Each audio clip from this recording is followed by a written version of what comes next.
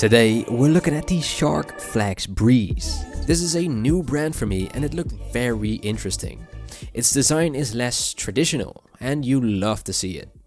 In the box we'll find the remote, the huge power brick and cable, the manual and the necessary tools and screws. You will also find a box for the mist attachment, but more on that later. Finally, the fan itself in multiple pieces. The installation is really easy though.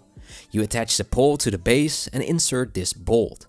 Once that's in place, you can just click on the top part. There is a lot of stickers on this one to tell you everything you need to know, for if reading a manual isn't really your thing. Now, there is a lot of unique features here, one of which is the fact that you can so easily make it a tabletop fan too, instead of the standing fan. This button here at the back is easily pushed in to release it, and you can then just pull it out, set up the tripod attached to the fan head and use it that way too. You can even charge it in that way, because it has a socket at the bottom there as well. The fan itself has 3 physical buttons on the top of the fan. The left button is the fan speed button. Press it to change the speeds from 1 to 5. The middle button is the power button. And finally the oscillation setting, which are either 45, 90 or 180 degrees. Indicated with either 1 circle, 3 circles or 5 circles on the display. Similar to other fans, they also have this breeze mode, which is named differently on various products, but it's basically mimicking nature where there's differences in wind speeds. You can activate this by pressing and holding the wind speed up button for 3 seconds to activate the strong breeze mode, or pressing and holding the wind speed down for 3 seconds to activate the gentle breeze mode, which is a unique take on this.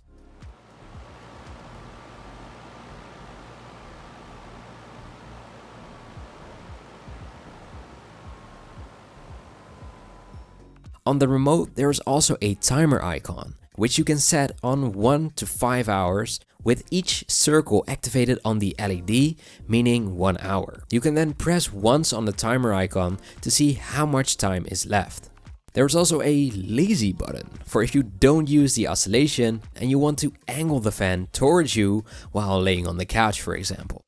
On the LED on the fan itself, there's also a battery indicator, which will show different battery icons based on the percentage left. As far as the battery life itself goes, they state it will run for around 20 hours on speed 1 and 2 hours on speed 5. I tested it on speed 3, which is the setting I use the most, and to be honest, it exceeded my expectations. It's actually really useful most of the time, and I haven't been able to drain the battery completely. Even with the side-to-side movement on and a little higher of a setting, it's more than enough, I'd say. Though the battery isn't replaceable since it's built in.